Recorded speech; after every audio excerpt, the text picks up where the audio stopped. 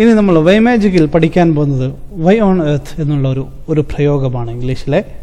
സാധാരണ ചില സന്ദർഭങ്ങളിൽ നമുക്ക് കാണാൻ കഴിയുന്ന ഈ ഒരു പ്രയോഗത്തിൻ്റെ അർത്ഥവും അതിൻ്റെ ഉദ്ദേശവും എന്താണ് എന്നാണ് നമ്മൾ ഈ അധ്യായത്തിലൂടെ പഠിക്കാൻ പോകുന്നത്. നോക്കാം.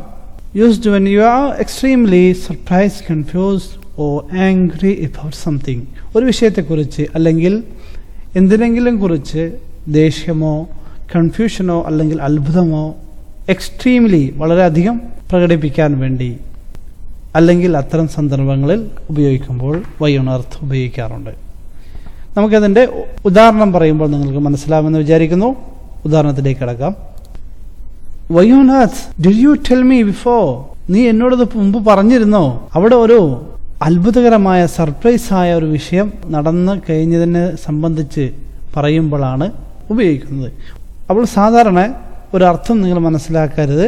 ഇവിടെ വൈ ഓൺ എർത്ത് എന്നുള്ളത് ഇത്തരം വിഷയങ്ങൾ പ്രകടിപ്പിക്കാൻ വേണ്ടി മാത്രമാണ്. ഓക്കെ. ഇനി വൈ കൊണ്ട് മാത്രമല്ല ഈ പ്രയോഗം കാണാറുള്ളത്. അതുപോലെ ഹൗ, വാട്ട്, വൈ തുടങ്ങിയ വേർഡുകളോടുകൂടെ ഓൺ എർത്ത് ചേർത്ത് ഉപയോഗിക്കാറുണ്ട്. What on earth, how on earth എന്നുള്ള വ്യത്യസ്ത ഉദാഹരണങ്ങൾ നമ്മൾ കാണുമ്പോൾ അവിടെ ഈ അർത്ഥങ്ങൾ നമ്മൾ മുമ്പ് പറഞ്ഞ ആ അർത്ഥങ്ങളാണ് കൺഫ്യൂഷനോ അല്ലെങ്കിൽ ദേഷ്യമോ അല്ലെങ്കിൽ ഒരു അത്ഭുതമോ പ്രകടിപ്പിക്കുന്ന ഒരു അവസരങ്ങളിലാണ് ഇത്തരം പ്രയോഗങ്ങൾ ഉപയോഗിക്കുന്നത് എന്ന് നിങ്ങൾക്ക് ബോധ്യപ്പെടുത്താൻ വേണ്ടിയാണ് ഞാൻ പറഞ്ഞു തരുന്നത്. മനസ്സിലായെന്ന് വിചാരിക്കുന്നു.